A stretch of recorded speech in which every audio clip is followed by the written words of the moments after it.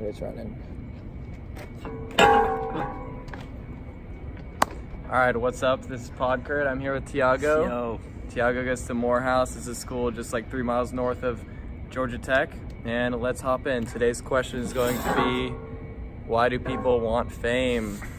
I think this is a cool question because it's one thing that definitely motivates me. And so let's hit it off. All right, the reason that I specifically wanted to talk on this point with my good friend Tiago, I knew Tiago since 6th grade in middle school. Tiago's a beast. And he was actually featured in a video that has, what, like 16 million views, something like that? No, 5 million views. Oh, okay, 5 million views. That's still a lot. So, like, everyone in your school knows you. And so I think the first thing to talk about when discussing fame is, like, the levels of fame. Yeah. You got to think about, like you can be have a lot of fame and be popular if only, like, 1 million people know you. But, so you have to bring it into a sense of, like, the fame of your community. So one community aspect you could think about is like your school community, especially like maybe in Tiago's school community. I would bet that a very high percentage of people that go to his school, Morehouse, know exactly who Tiago is. Mm-hmm. And that definitely is idea of fame, is the density of people that know you in the location that you exist. So maybe you could even bring this to an online community, like something such as YouTube or Twitch or some other streaming service. Then the level of fame that you have on that site is related to how many people on that site know who you are, maybe frequent your channel, or just have an idea that you exist. And then there's an international aspect of fame where it's more like you're a big rock star or artist or movie star or inventor or something, and you'd have fame where almost anyone in any country that knows about the world knows about you. And so I think that the types of fame can also be related to like who are your fans. Mm-hmm. So like if you're a rock star, then I'd say maybe not a rock star, but maybe a hip-hop artist. Right now a lot of your fans would be maybe a type of people, an age group of people that you have something in common that they like to watch from you. And so furthermore, from who your fans are and your types of fame, there's different benefits that come from fame that can either help you or hurt you.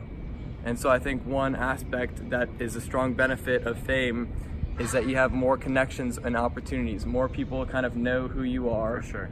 And they either say, hey, you want to do this with us? We have a good business opportunity for you. Hey, we could use your help in this. But that kind of aspect of opportunity can also be related to like noise. Like there's just 100 people talking to you at once and you don't really know how to navigate that, you think? Mm-hmm. Most definitely, for sure. Mm-hmm. And other than that, I think one of the big implications of fame, it's like basically everyone knows that, hey, this guy is successful, or this guy did something new that no one else has done, or this guy started something that really changes the way that people think. And I think from the side of the person who has the fame, kind of seeing that there's all these people that know who you are and recognize that you've done something is a sense of success. It's a sense of like, hey, I made it. The universe is telling me I did something right. I think like there's a difference, and I remember J. Cole is my favorite rapper, so he spoke about this, that he definitely wanted to be respected on his music and his musical craft, and which is something similar to me. You know, I wanted to be respected for like whatever work I do, the type of person I am. But there's a fine line between people respecting you and then that constant noise, that exhaustion that comes from fame, which is just really a bunch of people knowing you, and sometimes it's like an inescapable bond that you have with people that will always come up to you, and that part can be exhausting. But there is, you know, there is a sense of satisfaction that comes with some people in the fame that lets you know that though they respect you for authentic reasons. Mm-hmm. But when it's just noise and it's just the fact that somebody knows you and you're famous for being known, that's the part that is actually extremely prevalent. prevalent and like taxing on Yeah, on you. for sure. Sometimes that part will swallow us, and we'll start focusing on that part more when we're famous rather than the respect portion. And it's because the turmoil, the emotional turmoil, and the taxation that causes on both your like your mental, but your physical and your emotional health. So fame is it's a tricky subject. How do you think you can kind of navigate the fame so you can understand what you listen to and what you don't listen to? Is there a way that you could just do that? I don't know, set up a system where you only get the good aspects?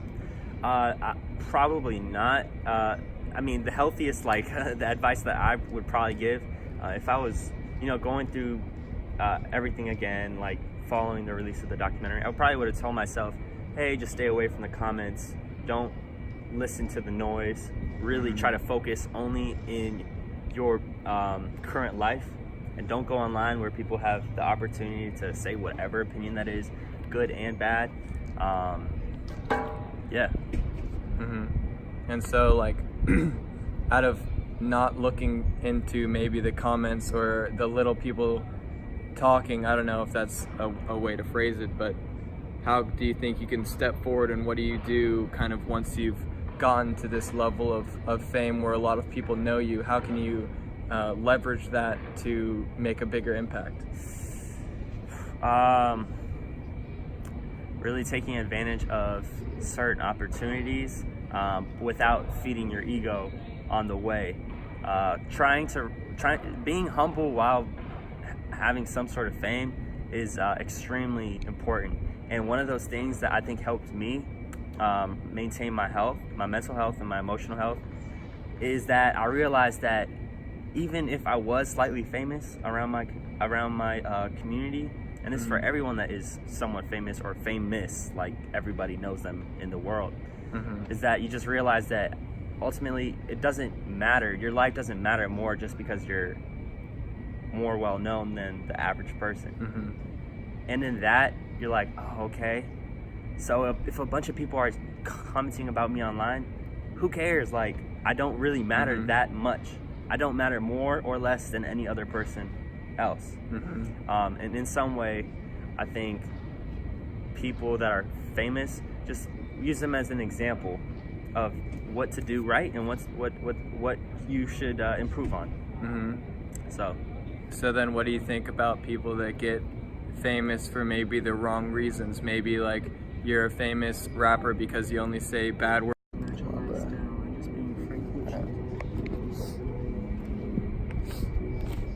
All right, we cut out, but the question I was asking was, how do you find the way to differentiate between the people that gain fame for doing things that are respectable, like creating something new or making life easier for people, between people that are being kind of crazy and gain fame for the wrong way, such as being like a big rapper in some case that only gets famous or popular for doing horrible things, or maybe not a rapper, but maybe some like military leader or something that only gains fame from doing that. How do you think you can differentiate, or how do you think younger people can differentiate between the two?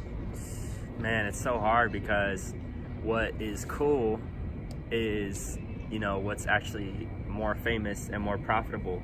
It's actually, less profitable. It's less cool to do the right thing in society. And the right thing is relative, and it's based off of our concept, every person's concept of morality.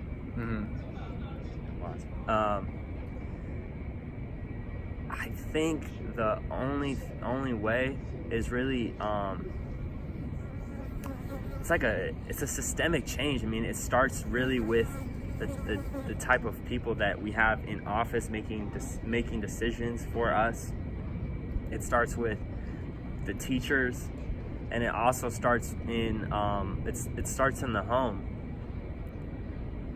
I don't have the perfect answer, because there's so much systemic change that needs to happen, but I really do believe, like, how our leaders, our top leaders, and our politicians, those that are making those decisions and creating policies for us, if they don't reflect like morals, if they don't reflect ethical behavior, then we can't even point fingers on other people that are lower.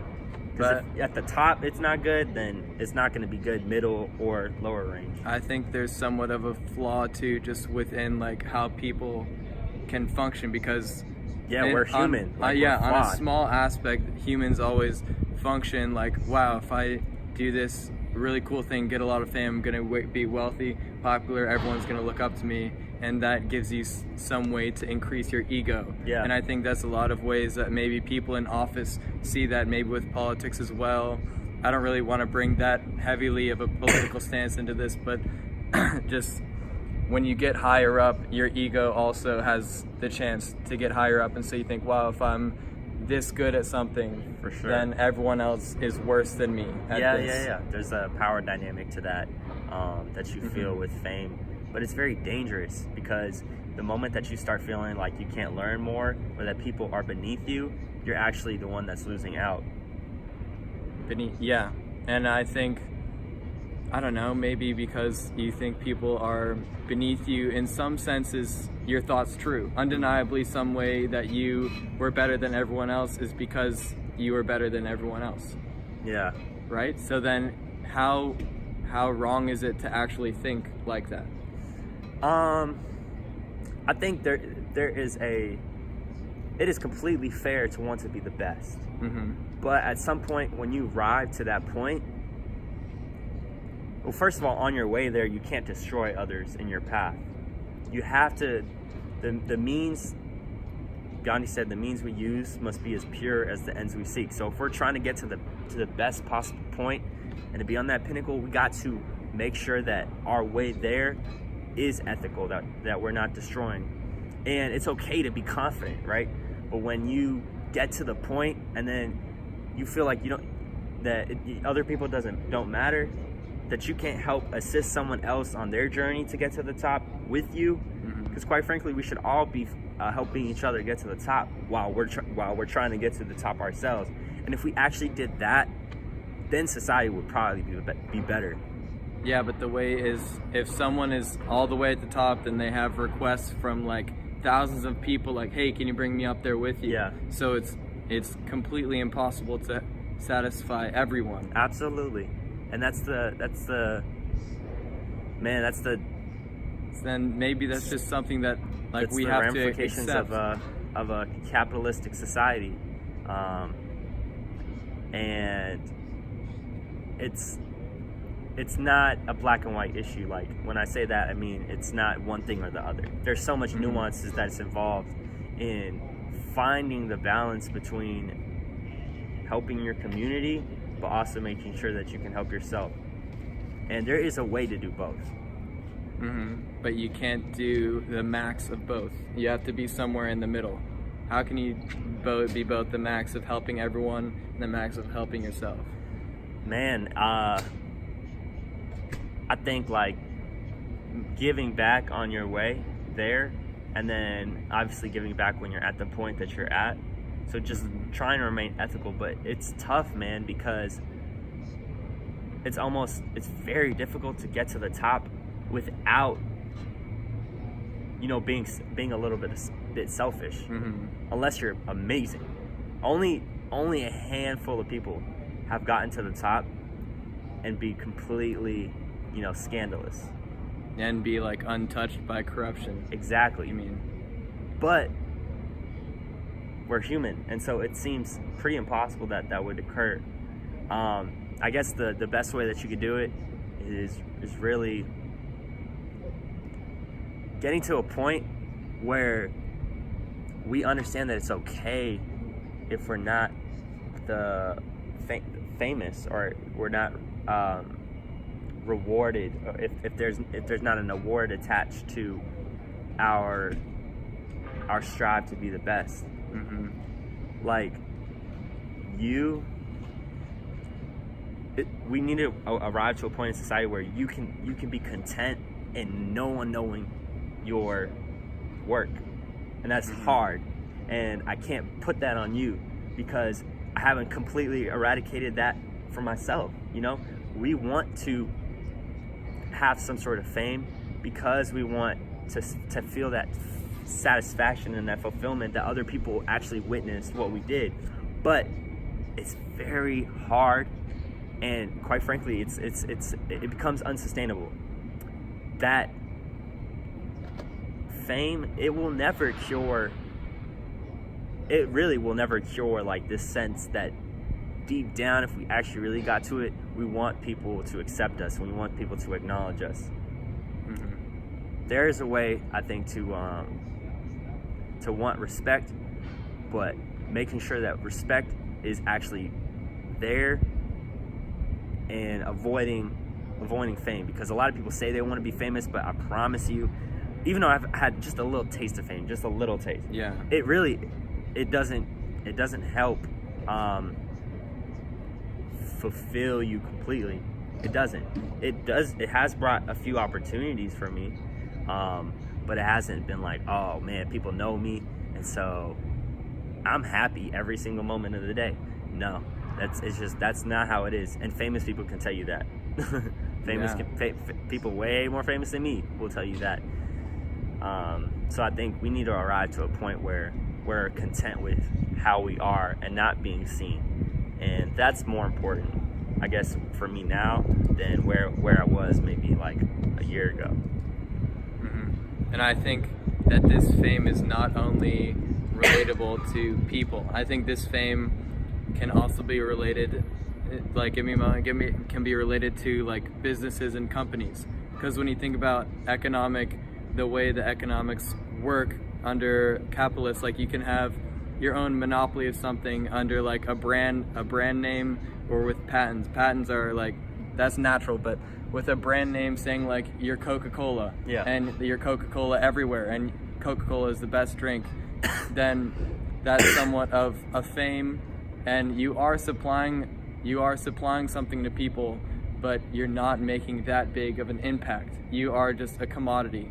For sure. And you're not necessarily tending towards the direction of efficiency in a brand like that, but in something such as the creation of like electricity and power and water, that's all mainly done through like the state or something like that. They're not really branded. No one's like, oh yo, I got my power from like Pikachu's power plant over here. Yeah. No, it's all just like, I got my power from the power plant, because of the level of efficiency that comes through having one product that is undifferentiatable, and it is completely made like with efficient parts. So like every single item used in production is like paid for and compensated immediately. So there's not really that big level of profit in the company. It's very marginal profit.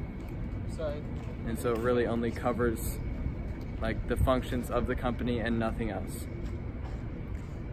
Yeah. I don't know. That's really out there. I don't know.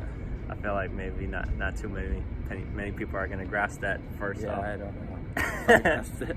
There's a shot. But some fame is like seeking fame for a purpose, like a grounded, intentional, ethical purpose. I think that's okay. You know, for me, like, I definitely wanted to get out a message through the video that I was trying and working on myself to become a more inclusive person in society, with all that's going on racially, socially, people divided among sex, gender, race, class, all that kind of stuff, right? I wanted to be an example of someone striving to be more inclusive, and I can't be the complete judge of that, right? What if I went the right way about it? So there, there's people that seek fame for a purpose to maximize their impact, and that's okay. But so often or not, we'll find out that it becomes exhausting and taxing as a response to that. And you'll never completely satisfy everyone. Never. I mean, people really loved and hated my involvement in the video. And if you get famous one day, people are gonna love and hate your idea. it's with everyone. I mean, from LeBron James to Steve Carell, like these guys that are super famous, Hillary Clinton, you know, MLK was hated in his day. So maybe it's not like you should not be fueled by the pursuit of fame, of always wanting people to know who you are. You should be fueled by wanting to make a change. Yeah, the purpose is more important than the platform. But I also understand why some people want to bridge that, and there's really not like this one concrete answer. It's a working progress for us to understand how we can actually maximize our impact without those unfortunate stipulations that come with being a famous. human, Yeah, and also being a human. yeah. Because if there was a robot, then the robot would just be like, all right, don't look at bad things. Yeah. And then be like, oh, okay. Then it's just so easy. The robot will just keep going, and it won't have. I don't know. That's the question. Like, do you think robots will get malicious like ideas of how to wipe out evil people? Maybe not wipe out evil people, but make. I don't know. I doubt it more because well-known. our society thrives on evil people. Like Mhm. thrives on evil people to maintain its. I mean, if you look at this, right? There's a bunch of high rises. So there's a lot of people that put so much effort in making these huge buildings to make so much money. But meanwhile, if you go on the other side of the city, there's people that are in completely broken homes, being evicted as we speak. Someone's getting evicted right now. Mhm. These people were seeking to further their economic value. Maybe they're actually trying to make a change, maybe make an impact. Mhm. And unfortunately, that's the society that we live in, is that when someone wins, someone loses.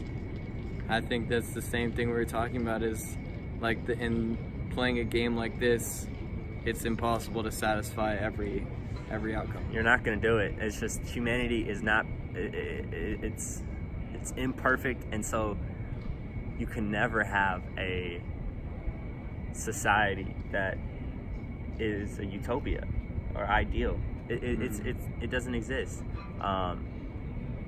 You know, company, like, I'm a person that I'd actually want some socialism in America. I'm not saying change the entire society, make it socialist, but I'm saying there's some socialist concepts that I would like to be in society. Now, there's countries that historically have gone after socialism, but even that was unsustainable. There's ideas in communism, or Karl Marx ideas, that I like, or we like as sociologists. Because they were supposedly like purposed to be beneficial for Exactly. everyone, but they just weren't logistically correct. Exactly, and humans, we have the tendency to ruin things that maybe would have started off as a good idea. Like the concept of unintended consequences. We start off with intentionally good ideas, but the aftermath of our fallibility and our tendency to make mistakes and have blind spots, we end up in a situation like gentrification, you know, when we're trying to develop the neighborhood, but at the end of that is a bunch of people that are forced to leave and can't afford their homes. So we got to start thinking in ourselves, what do we want? Do we want to be content with the life that we have, or do we want to constantly seek out fame and riches? Because when we do that, that's how you end up in this situation where you look around and you got a bunch of high rises, but you got a bunch of evicted homes at the same time. People that succeeded, but at what cost? Exactly. All right. So I think we're pretty out of time. yeah, that was good though. I think that was good. All right, Augie T, thank you. Thank you, PodCurt Kurt. out. All right, that was good.